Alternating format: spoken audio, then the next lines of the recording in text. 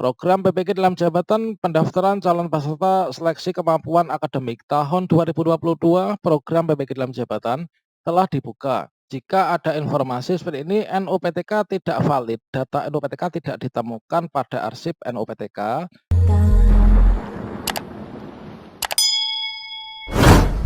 Ini adalah tampilan di akun SIM PKB kita ketika pretest PPK tahun 2022. Untuk teman-teman yang akan mengikuti PPK dalam jabatan telah dibuka, maka teman-teman akan mendapatkan tampilan yang seperti ini. Program PPK dalam jabatan pendaftaran calon peserta seleksi kemampuan akademik tahun 2022 program PPK dalam jabatan telah dibuka. Silakan klik tombol di samping untuk melihat info lebih detail. Apakah untuk saat ini PPK 2022 pretestnya sudah dibuka? Tentu saja belum, teman-teman. Ini adalah tampilan dari ketika dulu tahun 2019 dibuka untuk seleksi akademik atau pretest PPK 2019. Yang mana di sini teman-teman setelah nanti lolos akan bisa mengikuti PPK dalam jabatan tahun 2022 ini. Nah, setidaknya di sini sebelum teman-teman itu nanti mendapatkan undangan seperti ini di akun SIM PKB kita masing-masing, tentunya di sini ada berbagai macam hal, yaitu terkait tentang syarat supaya diundang pretest PPK tahun 2022. Kira-kira syaratnya apa? Apa saja yang harus kita cek dan kita validkan? Silahkan simak video ini sampai selesai. Namun sebelum kita lanjutkan, perlu saya ingatkan bagi teman-teman yang mungkin baru pertama kali menemukan channel ini, silahkan klik tombol subscribe-nya dan aktifkan notifikasi loncengnya. Dan nanti jika ada update video terbaru, teman-teman tidak akan ketinggalan informasi. Baiklah sobat-sobatnya, di sini sebelum kita melakukan pembahasan lebih lanjut terkait tentang PPK dalam jabatan untuk tahun 2022, berdasarkan pengalaman PPK dalam jabatan di tahun kemarin, di sini sebagai syarat diundang pretest PPK, teman-teman silahkan cek info GTK masing-masing dan juga aplikasi Dapodiknya ya. Silahkan berkoordinasi dengan teman-teman operator sekolah. Nah, sobat-sobatnya, di sini supaya kita itu diundang pretest PPK nanti, ini pastikan di sini yang pertama, ini adalah teman-teman ini sudah terdaftar di Dapodik ya. Jadi kita ini harus sudah terdaftar di Dapodik. Nah, selanjutnya setelah kita terdaftar di Dapodik, maka teman-teman bisa memastikan teman-teman harus sudah memiliki akun SIM PKB. Akun SIM PKB, mengapa kita harus memilikinya? Dikarenakan di sini untuk undangan pretest PPK termasuk juga pelaksanaan PPK dalam jabatan, ini kita melalui akun SIM PKB kita. Nah, untuk mengecek teman-teman apakah sudah terdaftar di Dapodik dan juga SIM PKB, maka teman-teman bisa bertanya, berkoordinasi dengan teman-teman operator sekolah. Ketika teman-teman sudah memiliki akun SIM PKB, nanti ketika login akan ada tampilan yaitu seperti ini ya. Ini adalah informasi terkait tentang seleksi akademik pretest PPK ya tahun 2022. Semua ini nanti akan dimasukkan dari SIM PKB kita. Teman-teman bisa memantaunya, mengecek melalui info GTK teman-teman. Di sini kita masuk info GTK, kemudian kita bisa login ya, baik itu dengan langsung ke GTK ataupun juga menggunakan SSO.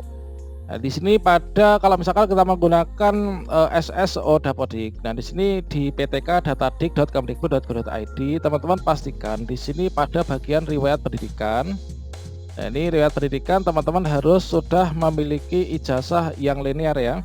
Misalkan saya itu guru kelas SD, maka ijazahnya itu S1 PGSD. Kemudian juga teman-teman untuk yang di SD ini bukan hanya S1 PGSD ya, ini bisa linear termasuk matematika, IPA dan lain sebagainya. Di sini kita pastikan di info GTK kita ini sudah ada. Kita bisa cek ya pada bagian riwayat pendidikan. Kemudian kita cek lagi pada bagian di sini info GTK.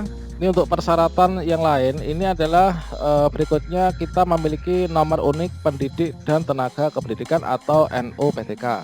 Di sini untuk PNS, non PNS, yayasan ini kita memiliki ya, yaitu SK.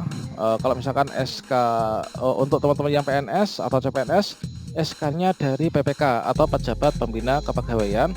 Kemudian untuk teman-teman yang dari yayasan ini adalah SK-nya itu dari ketua yayasan. Kemudian kualifikasi ijazah itu adalah minimal S1 atau D4 teman-teman. Kemudian terkait tentang yang berikutnya, ini adalah usia maksimal, ini 57 tahun ya. Nah ini kita memiliki ijazah S1, kemudian punya SIM PKB, terdaftar di Dapodik, punya NUPTK, maka teman-teman nanti berpotensi untuk diundang pretest PPG. Teman-teman ketika login ke info GTK, karena di sini tersinkron dengan aplikasi Dapodik. Kalau misalkan Dapodik itu kan kita harus meminta akses dari operator sekolah ya. Nah di sini kita memiliki akses tersendiri melalui akun info GTK kita masing-masing. Kita pastikan di sini NUPTK kita ini sudah terbaca, dan juga di sini untuk NUPTK-nya statusnya ini sudah valid ya. Kalau misalkan NUPTK-nya di sini tidak valid atau ada warna merah, ya mungkin contohnya adalah seperti ini. Jika ada informasi seperti ini, NUPTK tidak valid, data NUPTK tidak ditemukan pada arsip NUPTK. Ini untuk penyebab-penyebabnya teman-teman bisa pelajari di sini ya. Kemudian berkoordinasi dengan teman-teman operator sekolah masing-masing. Lanjutnya teman-teman mengaktifkan akun SIM PKB. Nah di sini SIM PKB kita akan contohkan untuk SIM PKB. Ini kalau teman-teman belum tahu cara mengaktifkan akun SIM PKB, itu sudah saya sediakan videonya di deskripsi ya. Nanti informasi apapun terkait tentang pretest PPG dan pelaksanaan PPG itu kita melalui SIM PKB. Nah di sini kita bisa login ke SIM PKB. Kita tunjukkan contoh yang ada pada punya saya. Setelah kita dapat undangan pretest PPG, kemudian kita lulus seleksi akademik, maka akan ada pengumuman Anda dinyatakan lulus tes akademik calon PPG Daljab tahun 2021 kemarin. Nah di sini kita bisa ikut klik selengkapnya. Maka tahapan berikutnya teman-teman setelah memenuhi persyaratan tersebut dan ikut pretest PPG, maka teman-teman mengikuti tahapan seleksi berikutnya. Yang mana untuk tahapan seleksinya ini adalah setelah lulus seleksi akademik, maka di sini teman-teman mengikuti seleksi administrasi.